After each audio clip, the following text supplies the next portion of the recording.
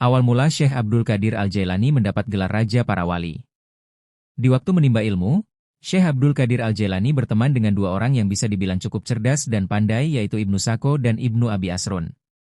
Pertemanan itu berlanjut hingga mereka bertiga ingin mengunjungi seorang wali berpangkat Wali Al-Ghots. Rumah wali tersebut cukup jauh dari hiruk-pikuk keramaian kota, atau mungkin juga lebih tepatnya bisa dikatakan sangat pelosok sekali. Akan tetapi, keinginan mereka untuk bertemu sang wali tidak terhalang walau jarak yang demikian jauh, dan sudah barang tentu kunjungan mereka tak lepas dari maksud dan tujuan. Dalam perjalanan, mereka saling bertanya satu sama lain terkait tujuan dan niat masing-masing. Dengan polosnya Ibnu Abi Usrun memulai pertanyaan kepada Ibnu Sako. "Hei Sako, kamu mau ngapain bertemu wali itu?" "Aku akan mengajukan sebuah pertanyaan yang begitu sulit, hingga ia bingung dan tidak mampu untuk menjawabnya. Haha. Aku ini kan orang cerdas, jadi, sudah sepatutnya menguji kedalaman ilmu seorang wali," jawabnya. Tak menunggu lama Ibnu Abi Asrun pun mengatakan maksudnya. "Kalau aku ingin bertanya tentang sesuatu yang aku yakin dia tidak mampu untuk menjawabnya," tuturnya.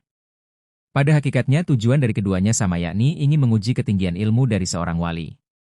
Mungkin karena Syekh Abdul Qadir Al-Jailani tidak segera mengutarakan niatnya, akhirnya mereka berdua bertanya.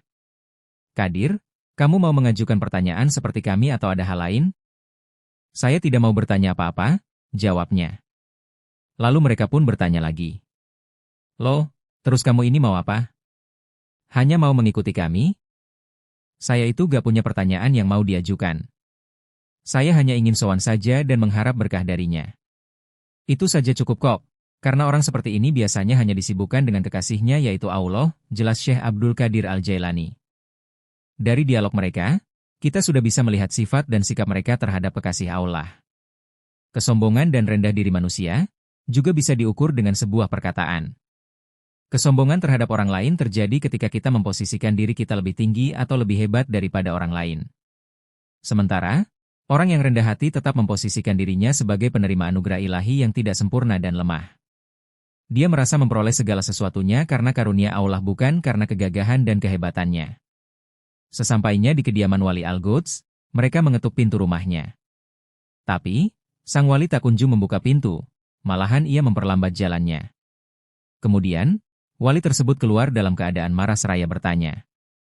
"Siapa di antara kalian yang bernama Ibnu Sako?" "Saya, wahai Syekh," jawab Ibnu Sako. Tak banyak bicara, wali itu pun langsung menebak pertanyaan Ibnu Sako dan langsung memberikan jawabannya secara detail. Begitu pula dengan pertanyaan dan jawaban Ibnu Abi Asrun dan langsung mengusir mereka berdua dari hadapannya. Sebelum mereka berdua beranjak dari kediamannya, wali itu mengkasyaf, membaca lewat batin, mereka berdua dengan karomahnya.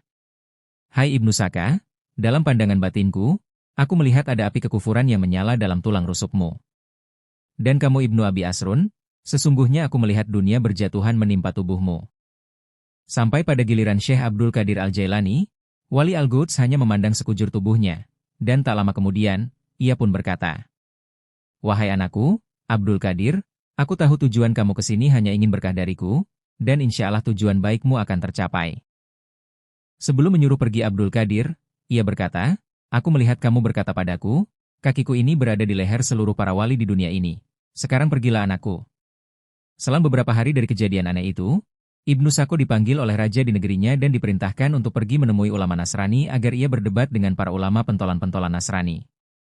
Dalam perjalanan menuju ulama Nasrani, ia bertemu dengan seorang gadis cantik keturunan Nasrani dan jatuh cinta kepadanya. Namun, hubungan cinta mereka berdua tidak direstui. Tanpa pikir panjang, akhirnya dia menemui ayahnya dan menyampaikan bahwa dia sungguh mencintainya dan siap berkorban apapun. Akhirnya terbukti perkataan Wali Al-Ghots bahwa ada api yang menyala dalam tulang rusuknya dan benar, ia telah menggadaikan agamanya dengan agama Nasrani. Sedangkan Ibnu Abi Asrun diberi jabatan oleh raja di negerinya untuk mengurusi harta wakaf dan sedekah, dan jabatan itu datang terus-menerus dari seluruh penjuru kota tersebut. Kemudian dia sadar bahwa ini merupakan doa dari Wali Al-Ghots. Sementara Syekh Abdul Qadir Al-Jailani mendapatkan makom tertinggi dari Allah berkat sikap rendah dirinya kepada seorang wali, dan beliau diangkat menjadi raja dari seluruh para wali di muka bumi.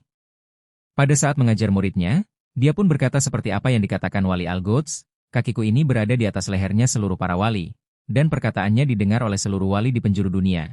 Lalu mereka berikrar, "Sami wa athona." Ada sedikit hikmah yang bisa kita ambil pelajaran dari kejadian ini, bahwa siapapun kita tidaklah pantas mengedepankan kelebihan karena di atas langit masih ada langit. Sikap rendah diri haruslah menjadi prioritas utama setiap manusia, mengingat ilmu tidak lebih diutamakan daripada akhlak. Sebagaimana perkataan Sayyid Muhammad Alwi Al-Maliki, Al-adab qoblal ilmi, adab lebih didahulukan daripada ilmu. Wallahu a'lamu bisyawab.